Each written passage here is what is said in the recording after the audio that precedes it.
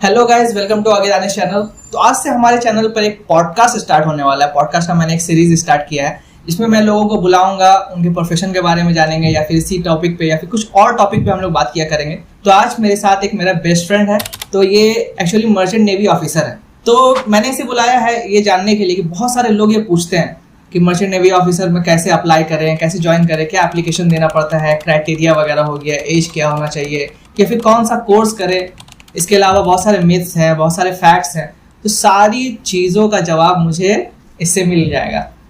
तो चलिए स्टार्ट करते हैं। इनका नाम है इशार खान। हाँ, तो इशार भाई अपने बारे में थोड़ा सा बता दीजिए हमारे व्यूवर्स को। सबसे पहले तो यार थैंक यू बोलना चाहूँगा, बहुत बहुत क्योंकि अपने पॉडकास्ट के फर्स्ट सीरीज का मुझे पार्ट बनाने के लिए पहले में कौन ही लेता है। तो आप बताएं, आपने मर्चेंट नेवी ज्वाइन क्यों किया, रीज़न क्या था इसके पीछे? रीज़न तो यार क्या बताओ, अगर ऐसा बोल सकते हैं, I didn't choose merchant navy choose me. तो पहले से ऐसा कुछ प्लानिंग था नहीं। हाँ। एक के बाद एक चीज़ें होती गई, मुझे लगा कि हाँ भाई, मतलब कुछ इस तरह इस फील्ड में जाना चाहिए। रिसर्च किया प्रॉपर, मतलब कुछ ऐसा प्लानिंग था नहीं, एक के बाद एक चीज़ें होती गई। अच्छा। और बस इस तरह से कोई ऐसा ये मोटिव नहीं था कि मर्चेंट नेवी नहीं तो कुछ नहीं, ऐसा कुछ नहीं था, यही करना है। WBJ निकालने के बाद हम लोगों ने इंजीनियरिंग ज्वाइन किया, दोनों ने ही मैकेनिकल फील्ड ज्वाइन किया था। तो मैकेनिकल फील्ड के बाद हम लोगों को पता था कि ज़्यादा जॉब तो इंडिया में मिलने वाला है नहीं। ये तो सही मैंने है। भी यही सोचा था कि दुबई जाना है, वहीं पे जाके जॉब करना है। और फिर धीरे धीरे इशार का मुझे इंटरेस्ट दिखा कि वो मर्चेंट नेवी में जाना चाहता है। चीज़ें तो बहुत मुश्किल थी हमारे टाइम पे पता करने के लिए। अब कोई लोग होंगे आसपास तो ही हम उनसे जाके पता चलते थे, गाइड करने वाला। आज तो बहुत सारे फैसिलिटीज हैं, बट फिर भी लोग नहीं जा रहे हैं। हाँ। डायरेक्ट मर्चेंट नेवी में जाए कैसे, ये सब तो कुछ पता था नहीं। धीरे धीरे करके जब मैकेनिकल इंजीनियरिंग में एडमिशन ली तो वहां से ये समझ में आ गया प्लेसमेंट तो मिलने वाली नहीं है। प्लेसमेंट सिनेरियो इतनी खराब थी कि आईटी कंपनीज आती थी। कॉलेज का नाम नहीं लूंगा, बट एक इतना सिनेरियो हर कॉलेज के एक ऐसा था कि हाँ भाई आईटी कंपनी आती थी प्लेसमेंट के लिए लास्ट ईयर में, और वो भी कुछ क्राइटेरिया था जो मेरा तो फुलफिल नहीं हो रहा था। उनका पहले क्राइटेरिया रहता था 10-12 और मैकेनिकल इंजीनियरिंग में 60%। हाँ, 60% होना बहुत जरूरी है। और यार मेरा ज्यादातर कंपनी में तो 60% मांगते हैं। सब में 60% था, तो मेरा परसेंटेज बड़ा कम था। 10th में मेरा 50% था। हाँ। तो प्लेसमेंट सेल के बाहर भी हम भटक पाते नहीं थे कॉलेज टाइम पे। मैं और मेरा एक दोस्त था, वो हम दोनों ही नहीं जा पाते थे। सोचते रहते थे करे तो करे क्या साला, सब प्लेसमेंट ले लेगा, जॉब तो बाहर से ही जॉब लेना था। 10th में 50% पहले में वो लोग कट कर देते थे कि हाँ ये private company plus government company में भी तो गवर्नमेंट जॉब वगैरह में तो मिनिमम 60% मांगते हैं। 12th में 60% थी, मतलब ये कुछ बहुत ज्यादा मार्क्स भी नहीं था। हाँ। कि हाँ भाई जा सके वहां तक। कॉलेज में ऑन एन एवरेज 75% मेंटेन किया। हाँ। तो लेकिन कुछ फायदा नहीं हुआ। अगर आपका पहले ही कुछ मिस्टेक हो गया तो उसको आप ठीक नहीं कर सकते हो। कभी कभी लाइफ में ये होता है। तो 10, 12 और कॉलेज मिला करके पता लगा कि आप प्लेसमेंट कॉलेज से होगा नहीं, तो कुछ दूसरा कुछ फील्ड देखना होगा या कुछ और पोस्ट ग्रेजुएशन। मतलब ऐसा पढ़ने का कुछ मन था भी नहीं पहले। मतलब कोई ऐसा ये पर्टिकुलर लाइन नहीं बताता था कभी भी कि हाँ ये पढ़ना है। जो टीचर फिजिक्स ऑनर से वो बोल रहा फिजिक्स पढ़ लो, मैथ ऑनर से मैथ पढ़ लो। तो उसके बाद बीएससी के बाद तो कुछ पहले पता नहीं था कि बीएससी के बाद भी कुछ होती है साइंस ग्रुप में। इंजीनियरिंग पता था कि हाँ ये चीज है, बट बहुत सारे ऐसे स्ट्रीम है जो हम लोग को पता नहीं है। हाँ, मतलब 12 में साइंस के बाद से 2015 के टाइम पे इतना कुछ आइडिया था नहीं कि हाँ भाई ये कैरियर भी कुछ ले सकते हैं हम।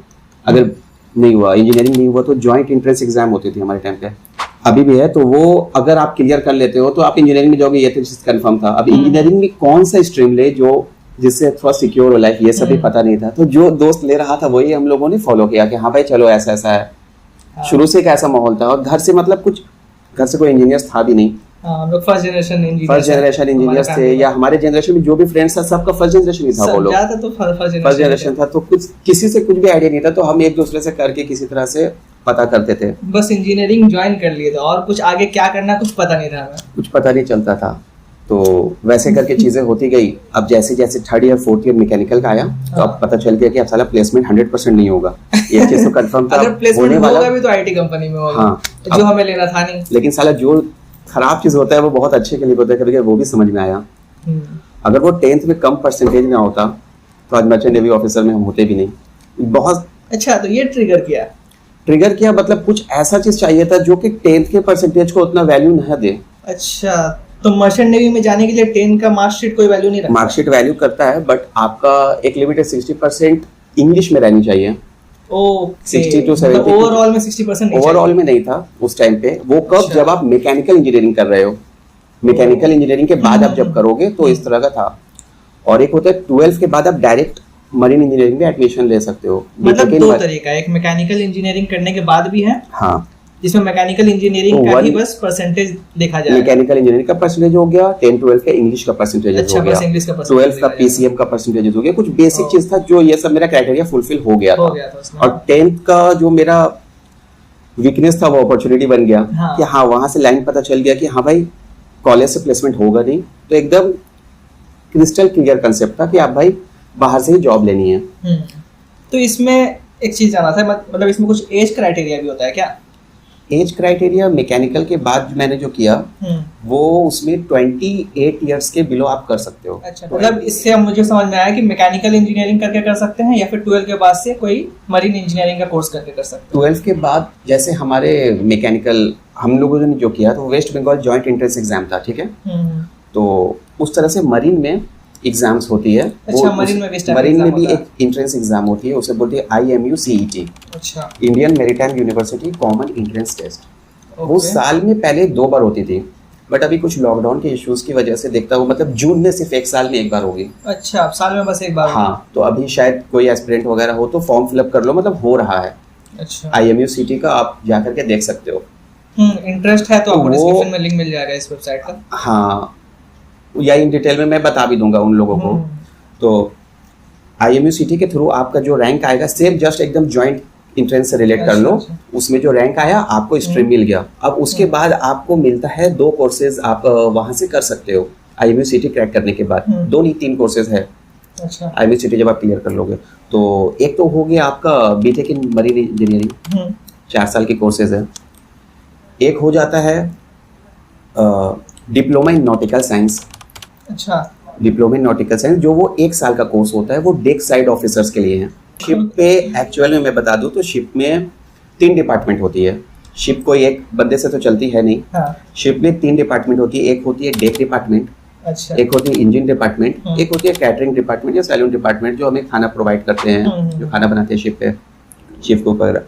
तो डेक डिपार्टमेंट के लिए भी जैसे इंजीनियरिंग में रैंक होती है फ्रॉम बॉटम टू टॉप, जिस तरह से है वैसे ही डेक ऑफिसर्स लोगों को भी वैसे ही है। और डेक साइड में फिर क्रूज आते हैं।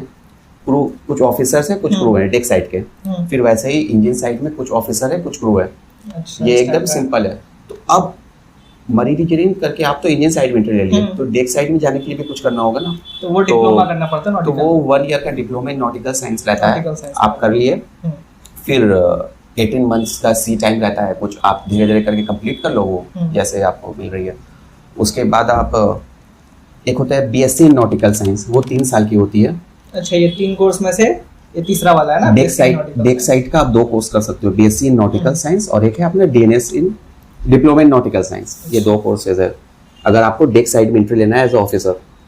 एज लिमिट होती है IMU CET एग्जाम्स की 17 ईयर्स से लेके 25 ईयर्स तक फॉर्म फिलअप कर सकते हैं, एग्जाम दे सकते हैं। तो इन बीच मतलब नॉर्मली 12 का जो पास आउट होते हैं बच्चे, तो बहुत कुछ ज्यादा हार्ड भी या टफ नहीं रहता है। एक जॉइंट एंट्रेंस एग्जाम जो निकालेगा, हाँ, आप जो प्रिपरेशन करते हो NCERT बुक्स फॉलो कर लो, या फिर WBJE के लिए तैयारी कर रहे होते हैं बच्चे, तो वो सब तो ये वाला एग्जाम आराम से दे सकते हैं। मैथ, फिजिक्स, केमिस्ट्री ये कुछ बहुत टफ, ये नहीं रॉकेट साइंस तो होता नहीं यार। कोई भी पढ़ाई आप देखोगे, अगर आप पढ़ रहे हो तो बहुत कुछ हार्ड नहीं रहता है। अगर एंजॉय लेके पढ़ोगे, 6-7 आवर्स अगर डेली का दोगे तो बहुत टफ नहीं है। और मॉक पेपर वगैरह आप लो तो इजिली आप क्लियर कर लोगे। उसके बाद आप एडमिशंस ले लो। तो आपको जिस साइड में जाना है पहले उसके बारे में प्रॉपर रिसर्च कर लो, प्रॉपर रिसर्च कर लो, माइंड क्लियर रखना और अपना कंसेप्ट बिल्कुल क्रिस्टल क्लियर रखना है कि हाँ भाई इस फील्ड में आना है तो क्या क्या इसके मतलब डार्क साइड भी होंगे। आप सिर्फ ब्राइट साइड देख एंट्री मत लेना किसी भी चीज के लिए। सैलरी भी पता चलेगा, सैलरी बताने का नहीं है, सैलरी लास्ट में बताएंगे क्या है नहीं है, क्योंकि अब फिर एक नया फील्ड को स्विच करना बहुत टफ होता है खुद में ही। आप सोचो आप मैकेनिकल इंजीनियरिंग का ही एक पार्ट में आता है ना, मरीन पार्ट में कह सकते हैं, बट कहाँ से क्या करें, हाँ, कुछ लाइन नहीं पता है, फिर भी आपको अगल बगल आपके पास में कोई रहता है, कोई गाइडलाइन आपको मिल गया, आराम से आप कर लोगे कि ये फॉर्म फिलअप करना है, वो फॉर्म का डेट कौन सा है, क्या फॉर्म है, किस फॉर्म को किस एग्जाम्स को देना है। एग्जाम्स तो आप क्लियर कर लोगे, लेकिन कौन सा एग्जाम क्लियर करोगे, सब कोई एटलीस्ट बताए। तो उस टाइम पे इतना कुछ सोचा नहीं था कि हाँ इसको करना है। बस एक ये मुझे अच्छा लगा कि हाँ इंजीनियरिंग से रिलेटेड था। हाँ। जो भी चीज हमने बुक्स में पढ़ी थी वो चीज हम प्रैक्टिकल करेंगे, मेन मोटिव यही था। और कॉलेज के टाइम पे मेरा एक बॉश में मैंने ट्रेनिंग किया था, वो 1 मंथ का वोकेशनल ट्रेनिंग होता है। हाँ। उसमें इंजन से कार के इंजन के बारे में थी वो, सारा कुछ था इंजन से रिलेटेड। तो मतलब मुझे लगा कि इंजिन्स में यार इतना कुछ है भी नहीं। आप अगर देखो सही से तो 2 स्ट्रोक 4 स्ट्रोक ये सब बेसिक चीजें हैं। हाँ, मतलब बोश में जो आपने किया वो ट्रेनिंग, तो उसमें आपको एक एक्सपोजर मिल गया, एक एक्सपोजर, बहुत बड़ा एक्सपोजर था। उससे लाइट एक मिला कि हाँ भाई इंजीनियरिंग मुझे पसंद था। मतलब वो इंजन साइड जो होता है, इंजीनियरिंग साइड जो होता है, कुछ लोग क्या है नॉन टेक्निकल में शिफ्ट कर जाते हैं, स्विच कर लिए कि हाँ नॉन टेक्निकल कर लेंगे, पेपर वर्क करेंगे, किसी का रहता है। मुझे लगा नहीं भाई ये तो एकदम आसान है, जनरेटर ऑपरेट करना था वहाँ पे, जनरेटर के बारे में था, कार में जितना सेंसर था। तो मुझे लगा साला ये तो पूरा इंजीनियरिंग एक जगह घुसा हुआ है। इलेक्ट्रिकल इलेक्ट्रॉनिक्स इंजीनियरिंग कार में था, इंजन के बारे में था, फ्यूल इंजेक्टर्स था। तो मतलब चीजें क्लियर हो रही थी वहाँ पे।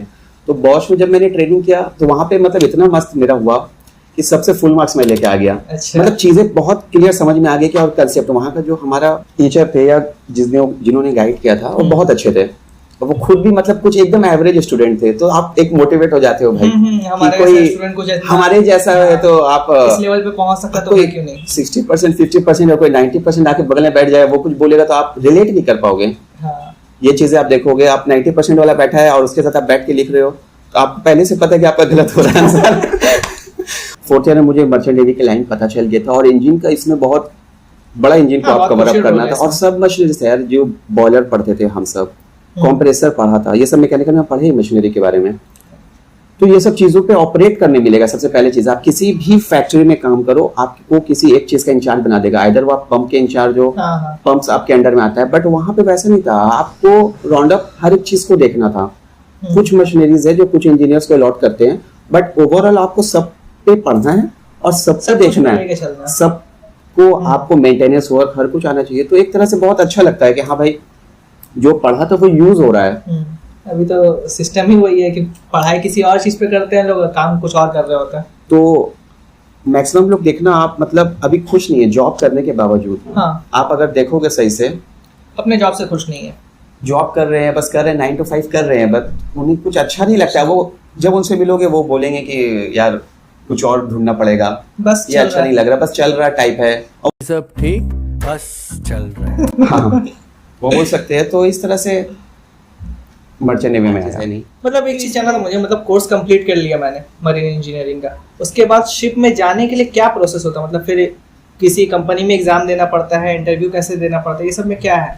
देखो, सबसे पहले अगर आप बीटेक मैकेनिकल मरीन इंजीनियरिंग कर रहे हो, हाँ। बीटेक मरीन इंजीनियरिंग प्रॉपर कर रहे हो, तो इसमें आपको स्पॉन्सरशिप लेने की जरूरत नहीं है।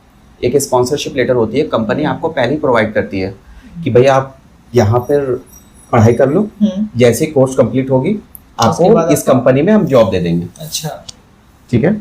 तो और प्लेसमेंट होती है बीटेक मरीन इंजीनियरिंग में। क्या होती है, कंपनीज आती हैं 3rd ईयर 4th ईयर में, जनरली जैसे हमारे मैकेनिकल्स वगैरह में आप रिलेट कर सकते हो। तो 3rd ईयर 4th ईयर में कंपनीज आएंगी, वो अपना एक टेस्ट जो होता है, रिटेन टेस्ट करवाती है, इंटरव्यू होता है, और भी 4-5 राउंड जैसे नॉर्मली होता है इंजीनियरिंग में। ये सोचो जी प्रोसेस जो होता है इंटरव्यू का, सब कंपनी का अपना, हर कंपनी का अपना एक अलग अलग क्राइटेरिया रहता है। तो वैसे ही करके वो लोग सिलेक्शन करते हैं। अब मैंने जो किया था वो था ग्रेजुएट इन मरीन इंजीनियरिंग, जो 1 ईयर का कोर्स था। बेटर तो जीएमई जिसको बोलते हैं इन शॉर्ट। आप बेटर यही रहेगा कि इसको स्पॉन्सरशिप लेके करें, मतलब आप 100% श्योर रहोगे कि मुझे जॉब मिलेगा इसके बाद। लेकिन उस टाइम मुझे ये सब नहीं पता था कि स्पॉन्सरशिप, मतलब मुझे जैसे ही पता चला मैं टारगेट लिया, और उतना टाइम भी नहीं था, मैकेनिकल कंप्लीट हो रहा था तब मुझे इसके बारे में पता चला। इस फील्ड तो पता चला था। और जो कॉलेज स्पॉन्सरशिप प्रोवाइड कर रही थी उसकी फीस भी काफी ज्यादा थी। ऑलरेडी हम लोग मैकेनिकल में काफी फीस पेड कर चुके थे। हाँ, मैं कॉलेज का नाम नहीं लूंगा इसमें क्या फीस है, कॉलेज वाले। विदाउट स्पॉन्सरशिप आप ना करें। मैंने गलती वही किया था। तो मेरे साथ क्या क्या प्रॉब्लम हो वो भी बताएंगे। विदाउट स्पॉन्सरशिप में मतलब फुल आप रिस्क पे हो, आप फिर एजेंट के हाथ में फंसोगे। अच्छा हाँ, ये इशू हो जाएगा। इस फील्ड में आप एजेंट से अगर बच गए तो आप बच गए भाई। कहीं ना कहीं स्पॉन्सरशिप लेना बहुत ज्यादा जरूरी है अगर आप इस फील्ड में सही तरीके से आ रहे हो तो। और इसके अलावा जैसे कि जानना था मुझे, और बेनिफिट्स क्या क्या है, जैसे कि कुछ सरकार की तरफ से भी कुछ बेनिफिट वगैरह नहीं, वैसा तो नहीं, मेडिकल फैसिलिटीज रहती है आपको, वो प्रोवाइड करते हैं। फिर आपका श्योर लीव्स वगैरह आपको मिलती है, जो कि आप नॉर्मली, ये बेनिफिट्स है। आप कहीं भी बाहर कंट्री में ऐसे जाके घूम नहीं सकते हो, आप पे काफी पैसे लगेंगे। शिप के थ्रू आप जा सकते हो श्योर लीव पे। ये सब लाइफ थोड़ा चकाचौंध वाला लाइफ हो जाता है। हाँ, बट ये सब देख के यहाँ आना नहीं, डार्क साइड भी है, मैं बताऊंगा कि क्या सब है। ये सब देख के भाई, अभी तो लोग बॉलीवुड से ज्यादा इंस्पायर होते हैं। हाँ। तो आप बॉलीवुड में समझो कि शाहरुख खान को देख के बॉलीवुड में एंट्री लेना मत, क्योंकि अगर आपको आना है तो सुशांत सिंह की स्टोरी कुछ बहुत देख लेना। डार्क साइड बहुत है, कोई एक ब्राइट होता है भाई, मतलब बहुत डार्क साइड रहता है किसी भी फील्ड में। कोई एक को देख के ही घुसता है, मतलब एंट्री आप कर लोगे। उनके फेलियर्स को भी देखना चाहिए। डार्क साइड अगर आप देख के एंट्री करोगे तो आपको ये चीजें पता रहेगी कि भाई हाँ, मुझे ये सब चीजें नहीं करना है। जॉब लगने के बाद जैसा सुनने में आता है कि वहाँ पर जो सी में शिप में रहते हैं तो उन लोगों को टैक्स नहीं देना पड़ता, टैक्स फ्री जॉब रहता है, इस टाइप का है क्या? देखिए, ऑनबोर्ड में क्या होता है, कॉन्ट्रैक्ट पीरियड होता है हमारा, जैसे 6 मंथ्स का होता है या क्रू का 9 मंथ्स का होता है, ऑफिसर्स लोग का जनरली 6 मंथ्स का होता है। ठीक है, तो अब 6 मंथ्स में जैसे ही आपका 183 डेज होती है, 6 मंथ्स का कैलकुलेट करोगे तो 180 डेज होगी। 183 डेज के बाद अगर कोई मतलब सीफेरर जो है शिप में ही है तो वो एनआरआई कंसीडर कर दिया जाता है। अच्छा, एनआरआई कंसीडर कर दिया जाता है। वो भी फाइनेंशियल ईयर एक होती है अपना, 1 अप्रैल से शुरू होती है, अप्रैल के बाद से लेके मार्च तक में वो कैलकुलेट होती है। उस बीच आप 6 मंथ्स करोगे तो आपका टैक्स फ्री आप रहोगे। 6 मतलब इसमें भी बहुत सारे कंडीशंस है, मतलब बेसिक कंडीशंस है, क्योंकि आप तो इस फील्ड में आओगे तो आपको धीरे धीरे पता सारा कुछ चल जाएगा, कोई ऐसा बहुत हार्ड चीज है नहीं। तो क्या शादी करके बीवी को लेके जाया जा सकता है वहाँ पे शिप में? देखो यार, उसमें क्या है कि पहले ये चीज पॉसिबल था जूनियर ऑफिसर रैंक्स में। अच्छा। जैसे अभी मैं जैसे जाऊंगा तो एज अ 4th इंजीनियर या 3rd इंजीनियर, इस 3rd इंजीनियर पे पहले कुछ कंपनी अलाउ करती थी, बट अभी ये लोगों ने क्या किया, जूनियर ऑफिसर्स को वाइफ के लिए अलाउ नहीं करते हैं। ठीक है, तो ये क्या है, मतलब ऑपरेशनल लेवल पे आप समझ लो कि अभी नहीं है, वाइफ को लेके आप नहीं जा सकते हो। बहुत सारी कंपनी का पॉलिसी है, कुछ होंगी, मुझे इतना आइडिया अभी नहीं है तो ऐसे बता नहीं सकता हूँ। कुछ कंपनीज होंगी जो ऑपरेशनल लेवल पे अभी अलाउ कर रही हैं, लेकिन नॉर्मली मैनेजमेंट लेवल पे जो होती है आप लेके जा सकते हो, जो टॉप 4 में आते हैं। अच्छा। जैसे आपकी टॉप 4 में आगे कैप्टन, डेक साइड की अगर मैं बात करूँ तो कैप्टन, चीफ ऑफिसर, और अगर इंजन साइड से बात करूँ तो चीफ इंजीनियर, 2nd इंजीनियर। इस 4 पोजीशन पे अगर आपको पोस्ट पे हो तो आप अपनी वाइफ को लेके ऑन बोर्ड फ्रीली जा सकते हो विदाउट एनी, मतलब कोई उनका एक्सपेंसेस आपको देने नहीं हो, वो कंपनी बोरो करेगा आपको। अच्छा, कुछ पूरा भी, उनका भी पूरा एक्सपेंसेस, इवन आपके होटल चार्ज, हर एक चीज कंपनी पे करती है। इसमें बहुत अच्छी चीज ये है कि आप जिस दिन घर से निकलते हो सारी चीज कंपनी पे करेंगे। ये चीज बहुत अच्छा है। जब तक घर नहीं आते हो तब तक। तो एक बात पूछना था, क्या ये परमानेंट जॉब की तरह हम लोग इसे ले सकते हैं? क्योंकि 6 महीना का, 1 साल में 6 महीना का या फिर 9 महीना का ही वहाँ पे सी टाइम रहता है, उसके अलावा तो आपको घर पे ही रहना पड़ेगा 3 महीना, 4 महीना, 5 महीना, इस टाइप का। तो जब घर पर रहते हैं तो क्या सैलरी मिल रहा होता है, या फिर बस सी में जब रहते हैं शिप में उसी टाइम सैलरी मिल रहा होता है? इस सैलरी का क्या सिस्टम है? ठीक है, मैं पहले बता दूं, जैसे merchant navy completely contractual basis job है। अच्छा। ये परमानेंट नहीं है। परमानेंट आप उसको बोलते हैं, हाँ परमानेंट उसको बोलते हैं, एक बार जॉब लग गई आप उसी कंपनी में हो, आप उसी कंपनी में हो। बट इससे बेटर कोई जॉब भी नहीं है। अगर ये कॉन्ट्रैक्चुअल बेसिस पे है तो आप अपने हिसाब से चीजों को एडजस्ट कर सकते हो। आप किसी भी कंपनी में अगर मतलब आप देख लो, अगर आप परमानेंट हो तो वो उनकी लाइफ स्टाइल एक, मतलब क्या बोलते हैं, एक ही पैटर्न में चलती है भाई। हाँ, सुबह उठना है, 9 to 5 जाना है, ये करनी है, वो करनी है। बट ये कॉन्ट्रैक्चुअल बेसिस है, कम्प्लीटली कॉन्ट्रैक्चुअल बेसिस है। तो इसमें क्या होता है कि आपको माइंड बहुत एक्टिव रखना पड़ता है कि अरे यार हाँ ये कंपनी में जाना है। आप कंपनी भी स्विच कर सकते हो, कोई इश्यूज नहीं है। अगर किसी कंपनी में आपको कुछ ऐसा लगता है कि हाँ भाई मुझे ये सब प्रोवाइड नहीं कर रही है जो मुझे होना चाहिए था सीनियर रैंक्स पे, तो आप स्विच कर सकते हो कंपनीज। तो इतना कुछ खास मतलब पंगा होता नहीं है नॉर्मली। आप मतलब चीज़ों को अपने हिसाब से एडजस्ट कर सकते हो यहाँ रहकर। और 6 मंथ्स मतलब ऑन बोर्ड और 6 मंथ्स लैंड पे, ये टोटली डिपेंड करता है आप पे, आप कितना श्योर, मतलब नहीं जैसे कुछ लोग बोलते हैं ना कि 9 ये मंथ्स फिक्स्ड हो नहीं रहे है, हैं। ये फिक्स्ड नहीं अच्छा, है, ये सबसे fixed पहली नहीं चीज। हाँ, ये फिक्स्ड नहीं है। अब अगर मेरा ही देख लो या किसी भी एक ऑफिसर्स का देख लो या क्रू का, तो जैसे 6 मंथ्स आप सी टाइम कंप्लीट करते हो, हाँ। तो 1-2 मंथ वो टॉलरेंस रहता है कि आप शायद वो बढ़ जाए।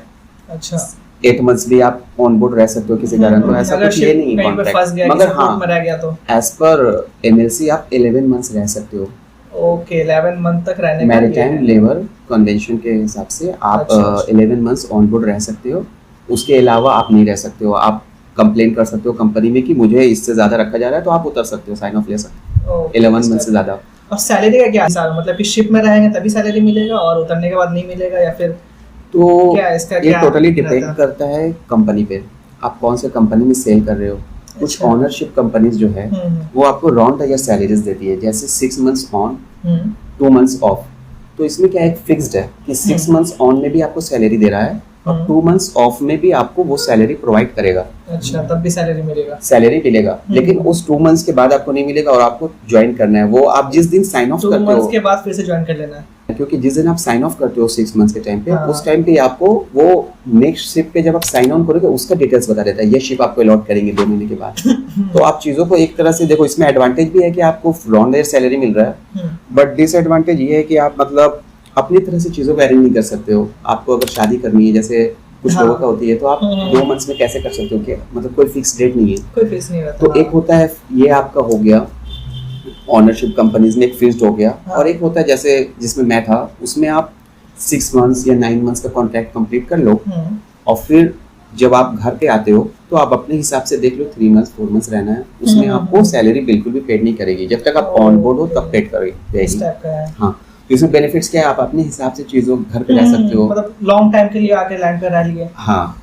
इसी में घूमना फिरना सब कुछ, शादी क्योंकि ब्याह आपको नहीं पता है ना कि 2 मंथ्स में सब कुछ कवर अप हो जाएगा। तो हाँ। घर पे भी टाइम देना है यार, मतलब ऐसा नहीं है कि आप शिप पे चले गए, क्योंकि सारा टाइम शिप पे निकल जाएगा। मतलब वो अपने एक फेस्टिवल के ऐसा हिसाब मतलब से। एंजॉय करो।